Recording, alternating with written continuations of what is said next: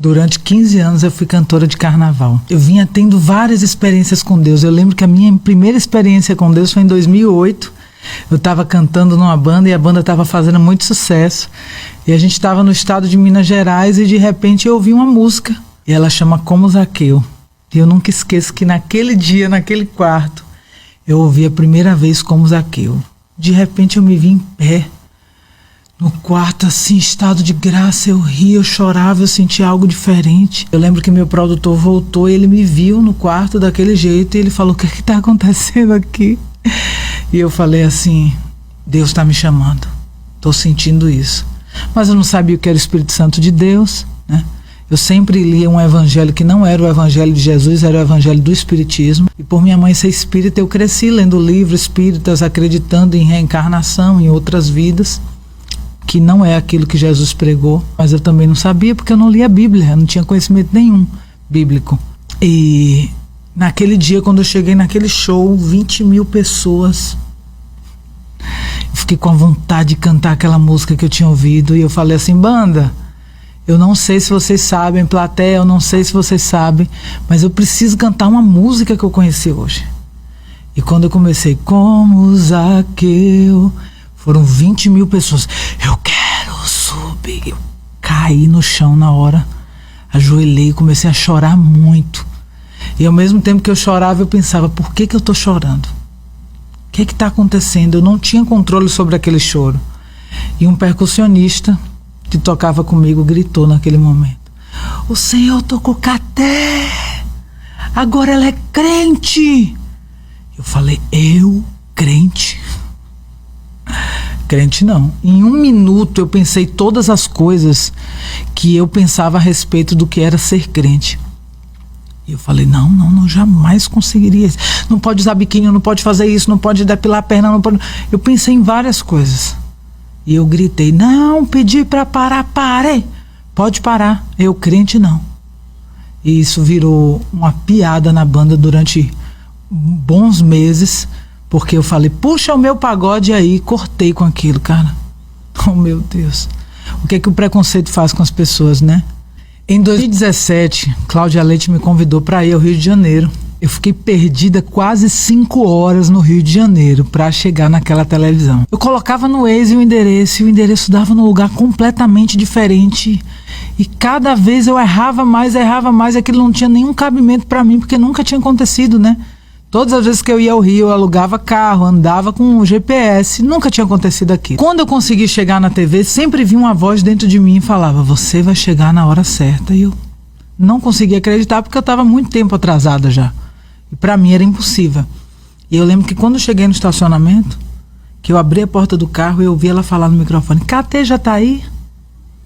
E foi o tempo de eu dar 10 passos e falar, tô aqui.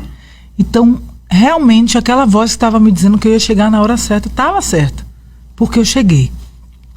Só que aquilo me deu muito medo na hora de voltar à noite, depois do programa. O programa de TV, ele acontecia ao vivo à noite, acabava mais ou menos meia-noite, e eu teria que voltar da Barra da Tijuca até a Zona Sul, mais ou menos 1h30 dirigindo de novo, só que meia-noite sozinha. Então, por conta disso, eu comecei a perguntar a várias pessoas lá na TV, você quer carona? Quer carona? Ninguém queria carona. Perguntei para todo mundo que você imaginar. E de repente o pessoal já tinha saído do camarim de Claudinha. Eu fiquei sentada no sofá sozinha e... lembro que eu fiz assim no sofá, e agora, meu Deus, o que é que eu vou fazer? Eu ainda não conhecia Jesus. Achava que eu conhecia, mas só de ouvir falar. E o marido de Cláudia Leite abriu a porta, Márcio. Ele fez assim, o que é que foi, Catê? Você tá triste? Eu falei, não, meu irmão, eu tô muito preocupada, eu tô com medo de voltar e tal. Ele disse, não, você não vai voltar sozinha. Eu vou pegar um quarto no hotel que nós estamos e você vai dormir lá no hotel e amanhã você volta. Me deu aquele alívio. Eu lembro que quando eu levantei do sofá eu ouvi, você se perdeu para se encontrar. Eu falei, o quê? Não entendi nada, nem imaginava que estava por vir. E fui pro hotel, e quando eu tava lá no quarto, Claudinha ligou, Catê, vem aqui no quarto pra gente resenhar e tal. E eu fui. E ficamos horas conversando, e ela era a minha amiga que falava de Jesus pra mim. A única. De repente a gente tava numa mesa, ela olhou pra mim e fez assim, eu não entendo uma coisa. eu tô vendo que você vai ter uma vida com Jesus extraordinária, que você veio para ter uma vida, um propósito com Deus. E por que não está acontecendo? O dia que você conhecer Jesus, você vai entender que Ele é suficiente. E eu fiquei olhando ela falar, mas meio que não estava entendendo. E eu acredito que era perto das 3 horas da manhã já. Ela falou assim: eu queria orar por você, mas eu vou ligar pro meu irmão para orar junto comigo. A gente foi para uma sala do quarto. Eu ajoelhei, fiquei de olhos fechados. Ela meio que ficou ajoelhada, virada para essa parede, e eu olhando assim para frente, mas de olho fechado ainda. E o irmão dela no telefone, aqui do lado, e os dois orando. De repente eu comecei a sentir o ambiente assim. A atmosfera do ar mudou.